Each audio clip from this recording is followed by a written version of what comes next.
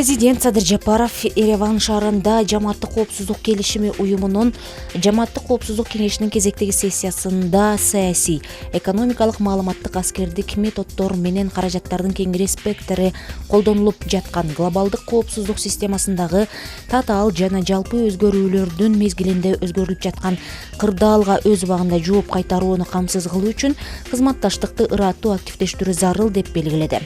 Мамлекет башчысы экстремизм идеялары жигерди колдонулуп жатканына, трансулуттук уюшкан кылмыштуулуктун активдешип жатканына, бул уюмдун бардык мүчөлөрүнүн коопсуздугуна түздөн-түз коркунуч келтирген кризистин жаңы эпицентрлерин түзүп жатканына басым жасады.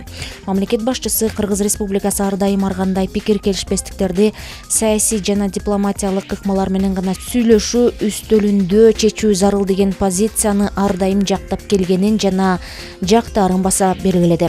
Садыр Жапаров кыргыз тарап жамааттык коопсуздук системасын чыңдоо үчүн биргелешкен ыкчам жана күжүрмөн даярдыкты жакшыртууга, ошондой эле сырттан келген терс таасирлердин аракеттерине өз убагында жана натыйжалуу жооп берүүгө мындан ары көмөктөшкөнгө даяр экенин билдирди. Өлкө башчысы Садыр Жапаровдун Армения Республикасына болгон бир күндүк иш сапары аяктап 24 ноябрга караган түнү Бишкек шаарына кайтып келди.